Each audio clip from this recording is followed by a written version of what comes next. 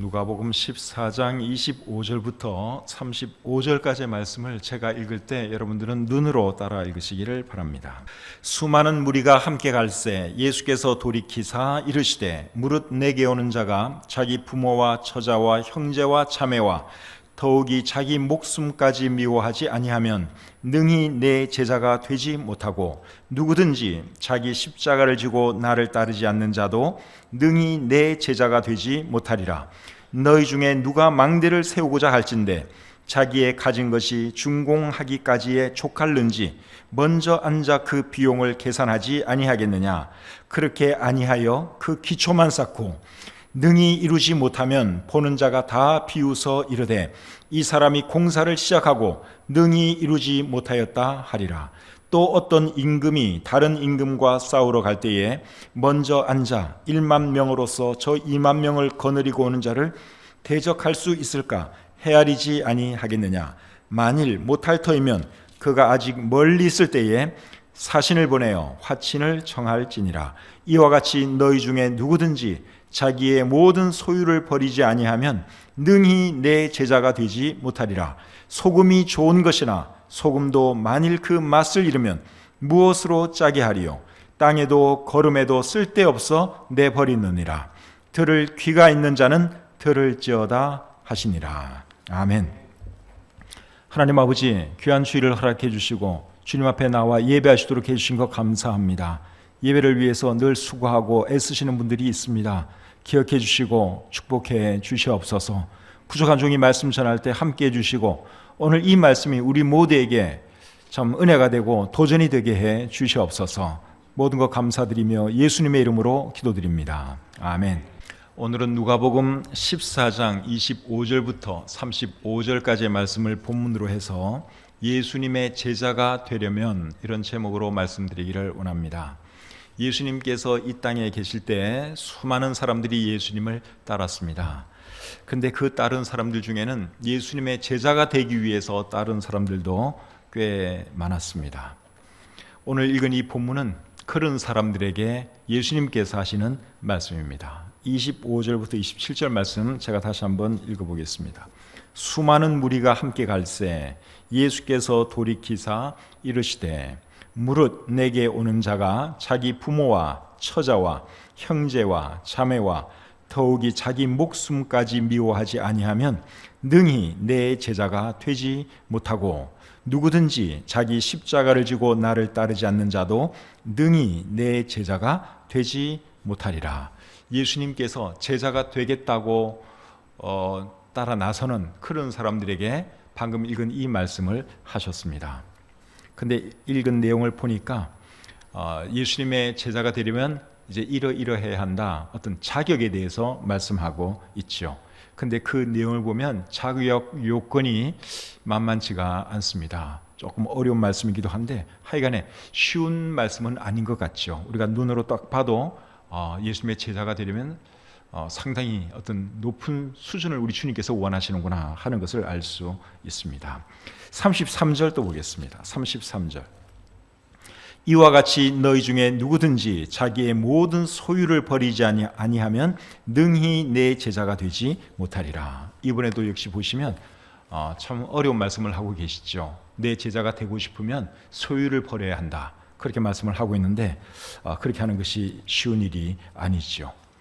그 다음에 28절부터 32절 말씀 보겠습니다. 너희 중에 누가 망대를 세우고자 할진대 자기의 가진 것이 준공하기까지에 족할는지 먼저 앉아 그 비용을 계산하지 아니하겠느냐. 그렇게 아니하여 그 기초만 쌓고 능히 이루지 못하면 보는 자가 다 비웃어 이르되 이 사람이 공사를 시작하고 능히 이루지 못하였다 하리라. 또 어떤 임금이 다른 임금과 싸우러 갈 때에 먼저 앉아 1만 명으로서 저 2만 명을 거느리고 오는 자를 대적할 수 있을까? 헤아리지 아니하겠느냐. 만일 못할 터이면 그가 아직 멀리 있을 때에 사신을 보내어 화친을 청할지니라. 이 말씀은 그렇게 어렵지 않습니다. 어떤 사람이 망대를 세우고자 하는데 망대 공사를 시작하기 전에 비용이 얼마나 들어갈지, 얼마나 걸릴지 모든 것을 다 파악해보고 충분한 비용이 있고 또 할 만한 능력이 있다고 생각될 때 망대 공사를 시작하죠. 근데 그 망대 공사할 만한 돈도 없고 또 그게 안 되는데, 그런 여건이 안 되는데 망대 공사를 시작하면 어떻게 되겠습니까? 이제 엄청난 스트레스 받습니다. 돈 없는 사람이 여러분 집 건축하면 그 보통 스트레스가 아니죠. 돈은 빨리 갖다 줘야 되는데 돈은 안 나오고, 그러면 중간에 공사가 멈출 수밖에 없습니다. 그러면 이제 참 웃음거리가 되는 것이죠. 스트레스는 스트레스대로 받고 또 웃음거리가 되고 그런 짝이 됩니다. 그리고 또 어떤 임금이 다른 임금과 싸우려고 하는데 우리가 이길지 저쪽이 이길지 미리 다 계산을 합니다. 적어도 조금이라도 승산이 있다고 생각해야지 전쟁할 가치가 있는 것이지, 하나마나 질 것 뻔한데 여러분 전쟁할 임금이 어디에 있겠습니까? 질 것 같으면 전쟁할 것이 아니라 차라리 그냥 항복을 하든지 아니면 평화 조약을 맺든지 사정을 하든지 그렇게 해서 죽고 다치고 하는 일을 피해야 하는 것이죠. 예수님께서 왜 이런 말씀을 하셨겠습니까? 예수님의 제자 되는 것이 쉽지 않기 때문에 제자 되고 싶은 사람들은 잘 생각하고 제자가 되든지 말든지 하라는 것입니다. 그러니까 함부로 제자 될 생각하지 말고 충분히 앉아서 생각하고 내가 제자로서의 삶을 살 수 있겠는지 생각해보고 할 수 있을 것 같으면 제자가 되라는 것입니다. 그렇지 않으면 다시 생각해보라는 거예요. 그것이 오늘 이 본문에서 예수님께서 우리에게 하시는 말씀입니다. 예수님께서 세 가지를 말씀을 하시는데 그 말씀 살펴보기 전에 제자라고 하는 이 단어에 대해서 좀 생각해 보기를 원합니다. 우리 성경에 보면 제자라는 말이 참 많이 나오죠. 예수님께서 제자들을 선택하시고 또 제자들에게 이런 말씀 저런 말씀 하셨다는 말씀이 참 많이 나옵니다. 성경에 나오는 제자, 예수님이 말씀하시는 그 제자는 예수님을 메시아로 하나님으로 믿고 따르는 사람들을 가리키는 말입니다. 그런데 나중에 제자들이 또 다른 호칭을 하나 얻는데 그 호칭이 뭐죠? 그리스도인이죠. 제자들이 그리스도인이라고 하는 호칭을 얻습니다. 사도행전 11장 26절에 보면 제자들이 안디옥에서 비로소 그리스도인이라 일컬음을 받게 되었더라, 그렇게 말씀하고 있습니다. 그러니까 제자나 그리스도인이나 이게 결국 같은 사람들을 말하는 것입니다. 예수님의 제자들 그리고 또는 그리스도인들 다 같은 의미다 하는 것을 알 수 있죠.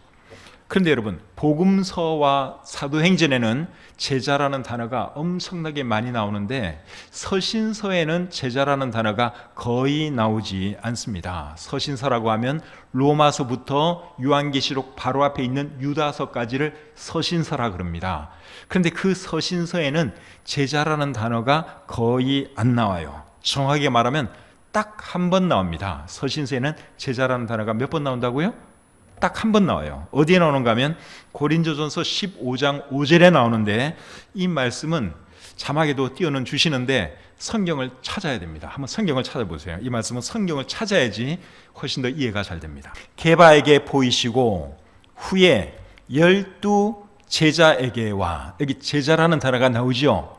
이 제자가 서신서에서는 유일하게 나오는 제자라는 단어예요. 그런데 이 제자라는 단어가 여러분들이 성경을 보시면 글씨 크기가 조금 작아 보이지 않습니까? 작아 보이죠? 예, 눈 좋은 분들은 이게 보여야 돼요. 다른 글씨에 비해서 제자라는 글자가 작습니다. 예, 이것은 무슨 말인가 하면 제자라는 이 단어는 헬라어 원본에는 없다 그 말이에요. 근데 이해를 돕기 위해서 그냥 번역하면서 써놓은 거예요. 그러니까 헬라어 성경에는 15장 5절이 어떻게 되어 있는가 하면 게바에게 보이시고 후에 12에게와 그렇게 되어 있어요. 12에게와. 근데 그 12이 누구예요? 결국은 12 제자들이죠. 그래서 번역하는 사람이 이해를 쉽게 하기 위해서 제자라는 말을 넣어놨는데 원문에는 없다는 거예요. 헬라어 성경에는. 그러니까 헬라어 성경에는 서신서에는 제자라는 단어가 나옵니까? 안 나옵니까? 안 나와요. 헬라어 성경에는 안 나와요. 왜 안 나올까요? 엄청나게 많이 나오는 그 제자라는 단어가 사도행전에도 많이 나오는데 서신서에는 안 나와요. 왜 안 나오는가 하면 그 제자라는 단어가 그리스도인이라고 하는 그 이제 이름으로 바뀌게 되고, 그리고 또 그리스도인은 또 어떤 이름으로 바뀌게 되는가 하면 성도라고 하는 단어로 바뀌게 됩니다. 그래서 성경에서 말하는 제자, 그리스도인, 성도 다 같은 사람을 두고 말하는 거예요. 예수님을 나의 주님으로 믿고 따르는 사람들. 그런 사람이 예수님의 제자고, 그런 사람이 그리스도인이고, 그런 사람이 성도지요. 근데 오늘 이 본문을 보시면 예수님께서 제자에 대해서 말씀을 하시면서 그 자격 요건을 굉장히 까다롭게 말씀을 하고 계신다는 것입니다. 제자가 그리스도인이고 제자가 성도라면 그냥 내 제자가 되려면 나를 제대로 믿고 따라야 한다, 이렇게 말하면 될 것 같은데 예수님이 그렇게 말씀을 안 하시고 굉장히 복잡한 그런 말씀을 하고 계십니다. 그 이유가 뭘까요? 그 이유가 뭔가 하면 제자가 되는 것은 예수님을 주님으로 받아들이면 순간적으로 될 수 있지만 제자로서 살아가는 것은 쉽지 않기 때문에 예수님께서 이제 이 본문의 말씀을 하시는 것입니다.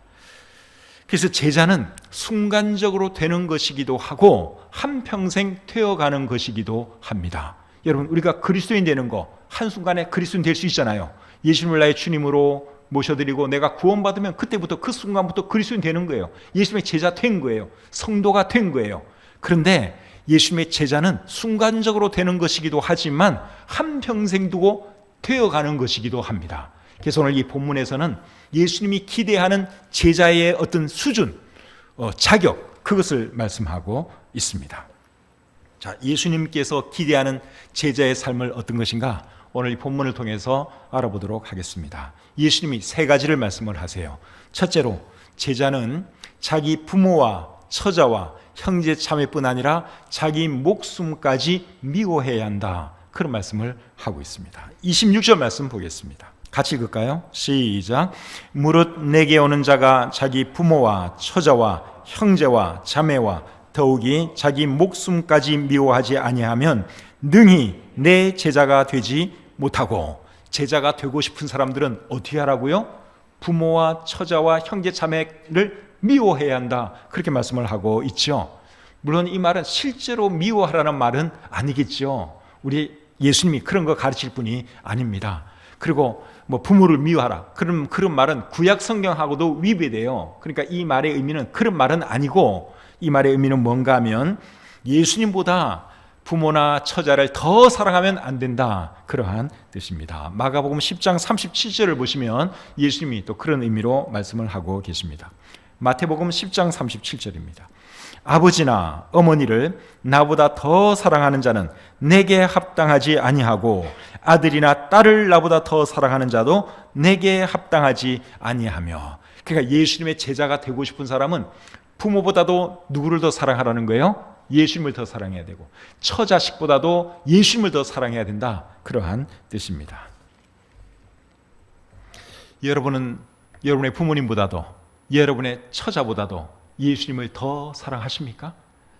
여기에 대해서 네 라고 자신 있게 대답할 수 있는 사람은 예수님이 원하시는 제자의 수준에 이른 사람이라고 할 수 있어요.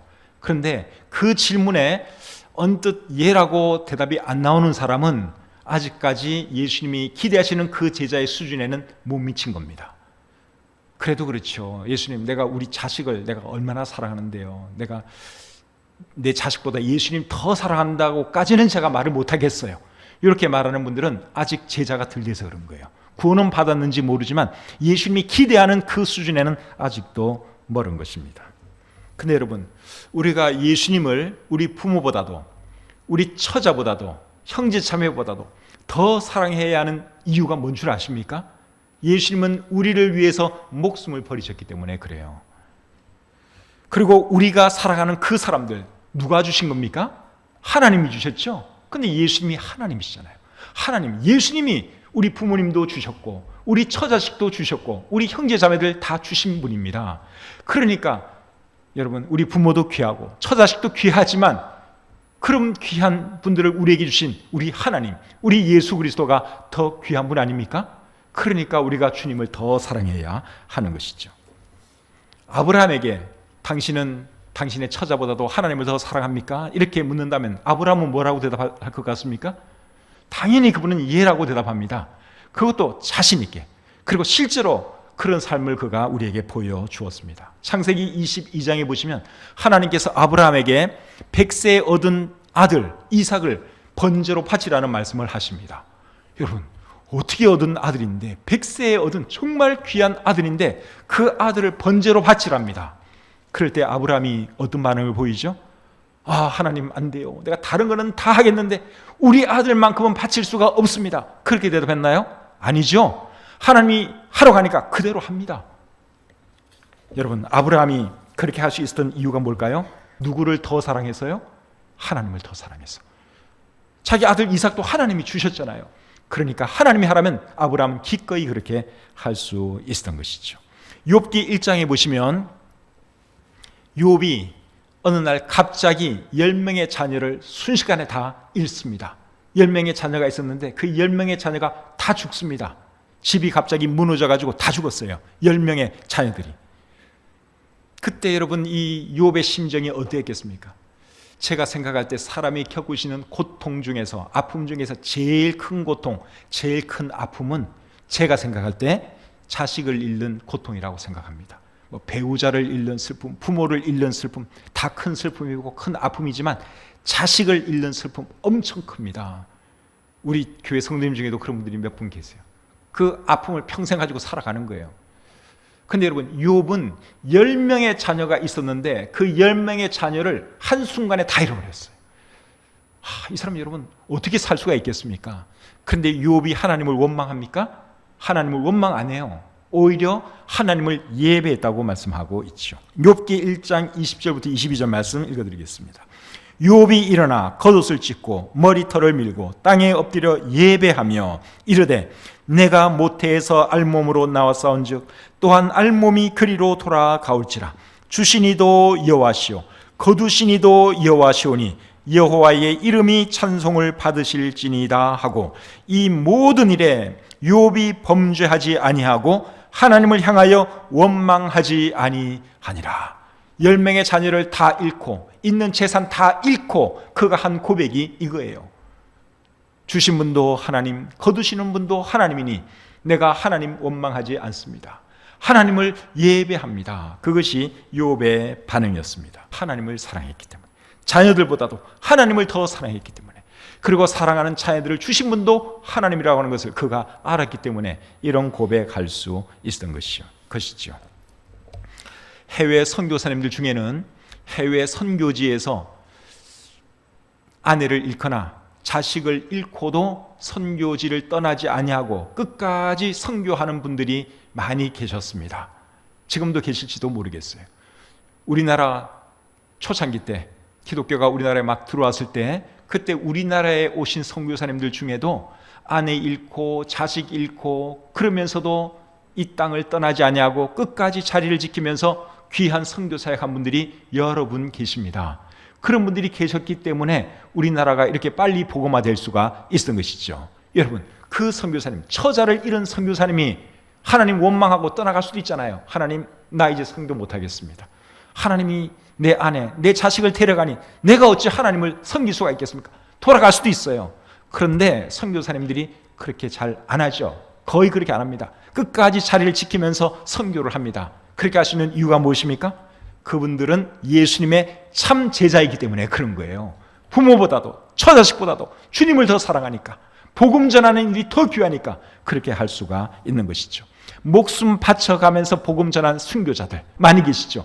그런 분들 정말 훌륭한 분들이에요. 그런 분들이야말로 예수님의 참 제자라고 할 수 있습니다. 예수님의 제자가 어떤 사람이냐?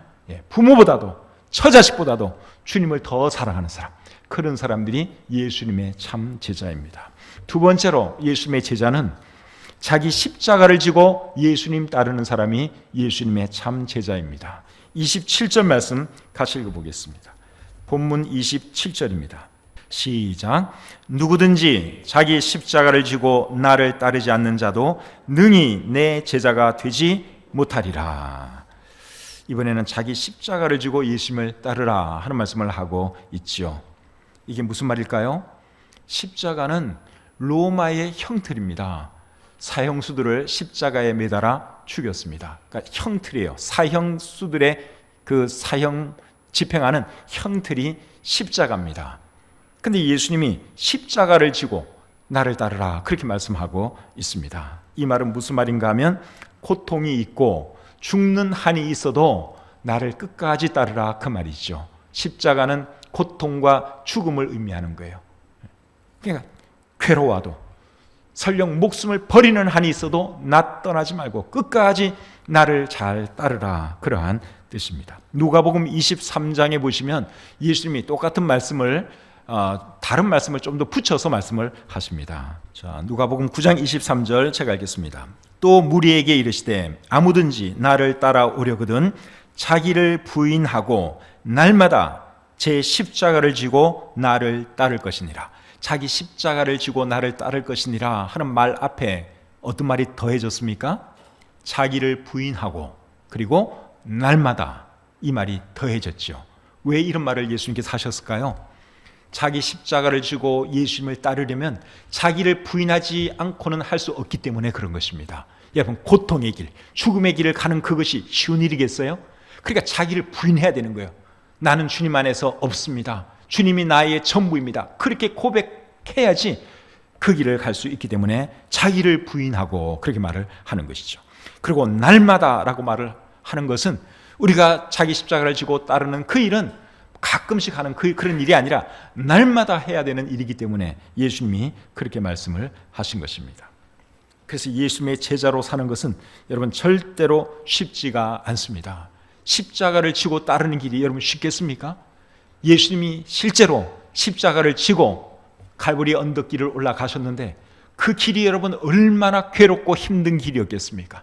밤새도록 예수님이 로마 군병에게 매맞고 잠도 못 주무시고 그렇게 밤새도록 시달리다가 그 다음날 아침에 그 무거운 십자가를 지고 예수님이 골고다 언덕으로 올라가셨어요. 너무너무 무거워서 쓰러지면 로마 군병들이 채찍질을 합니다. 독촉을 합니다. 또 일어나서 또 몇 걸음 가다가 또 쓰러집니다. 또 때립니다. 그렇게 해서 결국 예수님께서 갈보리 언덕까지 올라가시고 그 갈보리 그 산 언덕 위에서 예수님이 십자가에 달려 돌아가셨죠. 여러분, 예수님이 지셨던 그 십자가는 어떤 십자가였습니까? 우리를 구원하는 십자가죠. 우리를 구원해 주시기 위한 십자가였습니다. 예수님의 제자들, 사도들이 져야 했던 십자가는 또 어떤 십자가였나요? 그들은 예수 그리스도의 복음을 전하기 위해서 한평생 고난당하다가 한평생 핍박당하다가 다 순교했습니다. 그것이 그들이 져야 했던 십자가였습니다. 그런데 그 제자들, 사도들이 묵묵히 예수님의 뒤를 따라갔습니다. 죽는 거 두려워하지 아니하고 고통당하는 거 겁내지 아니하고 한평생 그 길을 갔습니다. 주님께서 지라고 한 십자가 끝까지 지고 잘 걸어갔던 것이죠. 그렇다면 오늘날 저와 여러분들이 져야 할 십자가는 뭘까요? 제가 져야 할 십자가가 있고 여러분 한 분이 져야 할 십자가가 다 있습니다. 십자가 없는 사람은 없어요. 그래서 우리가 자기 십자가를 지고 이제 예수님을 따라가야 하는 것이죠. 저는 목회하는 사람으로서 목회를 하는 것, 힘들어도 목회 포기하지 않고 끝까지 하는 것, 설교 준비하는 것이 힘들고 때로는 참 부담스러워도 그래도 설교 준비하는 것, 이런 것이 저의 십자가라면 십자가라고 할 수 있습니다. 저를 반대하는 사람, 저를 미워하는 사람, 저를 괴롭혀하는 사람까지도 품어야 하는 것이 저의 십자가라고 하면 십자가라고 할 수 있습니다. 또 여러분들의 십자가가 다 있어요. 믿지 않는 가족들로부터 핍박당하면서도 신앙생활하는 분들이 여기에 계시죠. 참 어려운 가운데서도 그래도 꿋꿋이 신앙생활하는 분들이 많이 계십니다. 그 십자가를 지고 지금 주님을 따라가는 것이죠. 때로는 복음 때문에 불이익을 당하기도 하고 어려움을 겪기도 합니다. 그럼에도 불구하고 신앙생활 포기하지 않냐고 끝까지 주님을 섬기면서 가는 것, 그게 십자가의 길입니다. 힘들지만 주님의 몸된 교회를 세우기 위해서 청소하고 봉사하고 이런저런 헌신하는 것, 그것도 여러분 십자가라고 하면 십자가라고 할 수 있습니다. 여러분 교회에 와서 청소하는 것, 수요일날 청소하는 분들, 또 토요일날 와서 청소하는 분들이 여러분 계세요. 신실하게 하십니다. 연세도 많으신데 몸도 안 좋은데 와서 청소하세요. 그거 얼마나 힘듭니까? 땀을 주룩주룩 흘리면서 열심히 청소하세요. 그것도 십자가라고 하면 십자가일 수 있겠죠. 주님을 위해 사는 수고, 봉사, 이런 것들이 십자가인 것입니다. 어떤 분들은 이제 속 썩이는 자식, 자녀, 저게 내 십자가야, 십자가. 십자가 지고 메고 가야지. 그런 분들이 계시는데 그런 거는 십자가 아닙니다. 그거 십자가 아니에요. 시어머니가 너무너무 괴롭혀. 예수 믿는 것 때문에 괴롭히면 그거는 감당해야 될 십자가 맞아요. 근데 예수 믿는 거 신앙이랑 관계없이 괴롭히는 거, 그거는 십자가 아니에요. 그러니까 십자가는 주님을 위해서 내가 살아가는 가운데 겪는 고통, 괴로움, 이제 이런 것들이 십자가인 것이죠. 그래서 그 십자가가 무엇이든지 간에 여러분, 주님께서 지고 가라고 한 십자가면 우리가 기쁨으로 즐겁게 지고 갈 수 있기를 바랍니다. 십자가 지고 가는 삶 절대로 쉽지를 않습니다. 그럼에도 불구하고 그렇게 해야 하는 이유가 뭘까요? 주님의 명령이기 때문에. 지금 그렇게 하라고 명령하고 있잖아요. 그리고 우리 주님이 우리를 위해서 십자가의 길을 가셨기 때문에 우리도 주님의 제자라면 당연히 그렇게 하는 것이 맞습니다. 영어 표현 중에 no cross, no crown이라고 하는 표현이 있습니다. 십자가 없이는 왕관, 영광도 없다 하는 뜻인데, 여러분, 우리가 주님과 함께 영광을 누리기 위해서는 기꺼이 십자가 지는 삶을 살아야 할 줄 믿습니다. 예수님도 십자가의 길을 가셨기 때문에 하나님께 주시는 그 영광을 누릴 수 있었던 것이죠. 주님께서 우리에게 주실 상을 바라보면서 십자가를 즐거운 마음으로 기쁘게 지고 가는 저와 여러분들이 다 되시기를 주님의 이름으로 축복합니다. 세 번째는 자기의 모든 소유를 버려야 한다 하는 말씀을 하고 있습니다. 자, 33절 말씀 같이 읽겠습니다. 33절 시작. 이와 같이 너희 중에 누구든지 자기의 모든 소유를 버리지 아니하면 능히 내 제자가 되지 못하리라. 자, 이번에는 어떤 말씀을 하는가 하면 소유를 버리랍니다. 자기 소유를 버리지 않으면 예수님의 제자가 될 수 없다, 그렇게 말씀을 하십니다. 물론 이 말씀도 실제로 우리의 소유를 버리라, 그런 말은 아니고, 자기 소유보다도 누구를 더 사랑하라는 말입니까? 예수님 더 사랑하라, 그 말이죠. 그러니까 앞에 있는 부모보다 주님 더 사랑해야 한다, 그거와 비슷한 말씀이라고 보시면 돼요. 그러니까 우리 소유를 버리라 하는 이 말은 우리 소유보다도 누구를 더 사랑하라고요? 예수님 더 사랑하라, 그 말이죠. 자기의 소유를 더 사랑하는지 예수님을 더 사랑하는지는 어떻게 알 수 있을까요? 예수님을 위해서 내 소유를 기꺼이 포기할 수 있으면 우리는 소유보다도 예수님을 더 사랑하는 사람입니다. 그런데 예수님을 위해서 이 내 가진 것을 포기가 잘 안 돼요. 그게 애착이 너무 커요. 그런 사람은 자기의 소유를 더 사랑하는 사람이라고 할 수 있습니다. 누가복음 18장에 보시면 한 부자 관원이 예수님을 찾아와서 선한 선생님, 내가 어떻게 하면 영생을 얻을 수 있겠습니까? 질문을 합니다. 그때 예수님이 뭐라 하셨는가 하면 계명을 지키라 그랬어요. 계명. 내 부모를 공경하라, 간음하지 말라, 살인하지 말라, 이웃을 사랑하라, 이런 계명 지키라고 말씀을 하셨어요. 그랬더니 그 사람이 하는 말이, 계명은 내가 어려서부터 다 지켰습니다. 그거 내가 다 지켰습니다. 그렇게 대답을 해요. 그러니까 예수님이 뭐라 하셨는가 하면, 내게 아직도 한 가지 부족한 것이 있으니 내게 있는 모든 것을 팔아서 가난한 사람들에게 나눠주고 너는 나를 따르라, 그렇게 말씀을 하셨습니다. 그 말을 들은 그 사람이 예수님을 따랐나요? 그냥 돌아갔나요? 그냥 돌아갔죠. 예수님도 따르고 싶고 예수님도 사랑을 하는데 재물이 더 좋았어요. 그래서 결국 제자가 되지 못하고 떠나고 말았습니다. 반면에 예수님의 제자들은 어땠죠? 예수님의 제자들은 자기의 소유를 다 버리고 기꺼이 예수님을 따라갔습니다. 누가복음 5장 11절 말씀 읽어드리겠습니다. 그들이 베드로를 육지에 대고 모든 것을 버려두고 예수를 따르니라. 베드로 얘기하는 거예요. 베드로와 그의 형제 안드레 친구들 이야기하는 거예요. 그 사람들은 어부였는데 예수님이 따라오라 그러니까 배와 그물과 모든 것을 다 버려두고 예수님을 따라갔어요.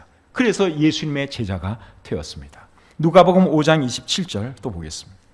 누가복음 5장 28절입니다. 28절을 읽겠습니다. 그가 모든 것을 버리고 일어나 따르니라. 이거는 레위라고 하기도 하고 마태라고 하는 그 사람에 대한 이야기예요. 예수님이 세관에 앉아있는 레위 또는 마태를 보고 따라오라 그러니까 그 사람이 모든 것을 버리고 일어나 따라갔다고 말씀하고 있어요. 그래서 마태가 예수님의 제자가 되었습니다. 사도 바울 같은 분도 예수님을 위해서 모든 것을 기꺼이 버린 분입니다. 빌립보서 3장 7절과 8절에 이렇게 그가 고백을 했습니다. 그러나 무엇이든지 내게 유익하던 것을 내가 그리스도를 위하여 다 해로 여길 뿐더러 또한 모든 것을 해로 여김은 내 주 그리스도 예수를 아는 지식이 가장 고상하기 때문이라.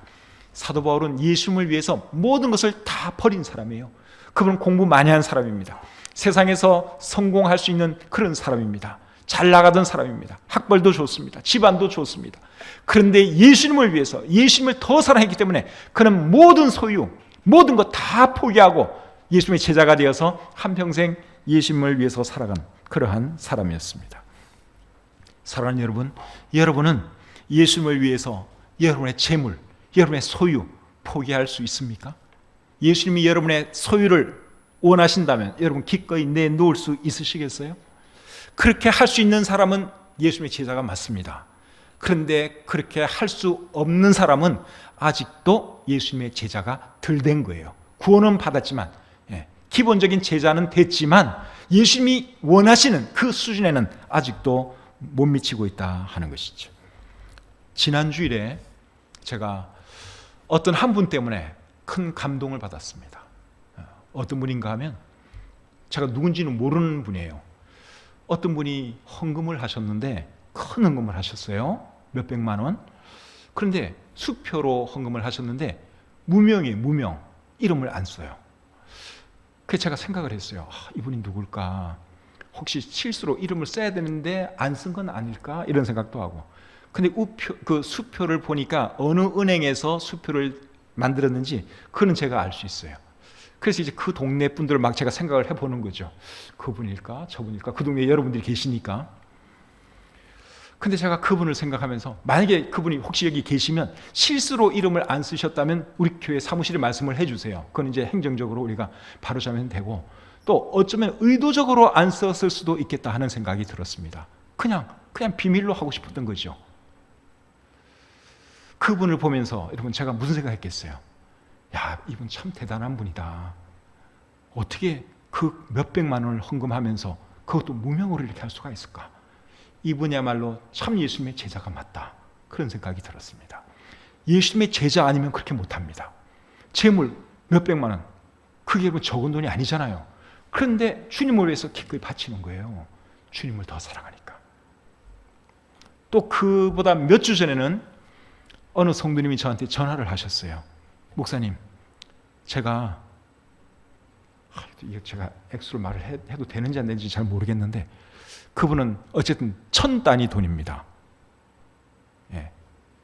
제가 이만한 돈을 제가 보내려고 하는데 목사님만 아시고 무명으로 처리해 주세요.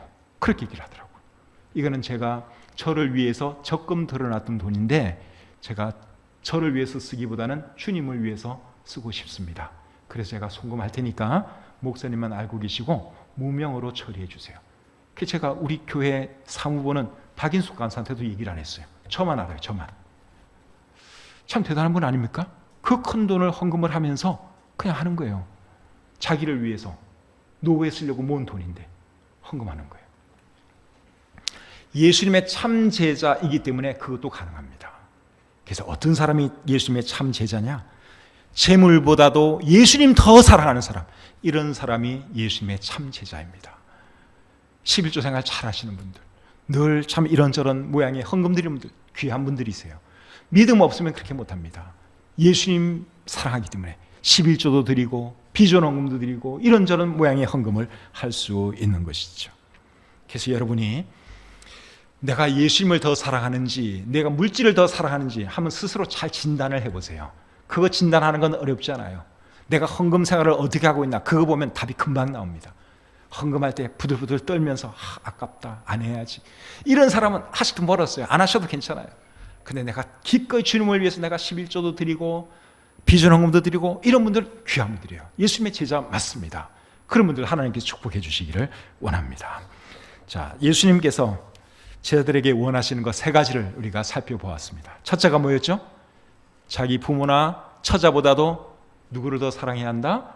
예수님 더 사랑해야 한다. 두 번째는 자기의 무엇을 지고 예수님을 따르라? 자기 십자가를 지고 예수님 따라야 한다. 세 번째는 자기의 소유보다 예수님을 더 사랑해야 한다 하는 거 말씀드렸습니다. 이 말씀을 하시고 예수님이 한 가지 말씀을 더 하세요. 그 말씀이 34절 35절 말씀입니다. 34절 35절. 소금이 좋은 것이나 소금도 만일 그 맛을 잃으면 무엇으로 짜게 하리요? 땅에도 거름에도 쓸데없어 내버리느니라. 들을 귀가 있는 자는 들을지어다. 자, 예수님께서 소금에 대한 말씀을 하시죠. 소금의 생명은 짠맛에 있습니다. 아무리 소금의 모양이 이쁘고 빛이 이뻐도 소금이 짠맛이 안 나면 그건 소금으로서의 가치가 없어요. 왜 이런 말씀을 하셨을까요? 제자는 겉모양이 중요한 것이 아니라 실제로 제자의 삶을 사는 것이 중요하다. 그 말씀하시려고 소금 얘기를 하신 것입니다. 근데 오늘날 겉모양만 번들어한 제자들이 참 많죠. 무늬만 제자인 사람들이 너무너무 많습니다. 그런데 무늬만 제자로 살아가는 것이 중요한 게 아니라 오늘 예수님이 말씀하신 이런 삶을 실천하는 그런 제자, 그런 제자들을 예수님이 찾고 계시고 그런 사람이 예수님의 참 제자라는 것입니다. 과연 저와 여러분들은 예수님 보시기에 몇 점짜리 제자인지 한번 스스로 생각을 해보시고 더 나은 제자가 되어가는 저와 여러분들이 다 되시기를 우리 주님의 이름으로 축복합니다. 기도하겠습니다. 하나님 아버지, 부족한 종이 말씀을 전했습니다. 주님께서 원하시는 제자의 수준이 어떤 것인지 오늘 잘 배웠사오니 우리가 이런 제자들이 되게 해 주시옵소서. 우리 중에 아직 주님 알지 못하는 분 계시면 긍휼히 여겨 주시고 꼭 예수님을 자신의 구주로 영접해서 참 구원받게 하시고 예수님의 제자로서 또 한평생 살아가게 해 주시옵소서. 우리 교회를 사랑하고 참 주님을 자기 목숨보다 더 사랑하고 부모 자식보다 더 사랑하고 자기의 소유를 주님보다 더 사랑하는 귀한 분들이 우리 교회에 많이 계심을 인하여 참 감사합니다. 이런 분들 때문에 우리 교회가 지금도 참 움직이고 있고 또 성장해 가고 있음을 믿습니다. 참 신실한 성도님들 하나님 기억해 주시고 축복해 주시옵소서. 감사드리며 예수님의 이름으로 기도드립니다. 아멘.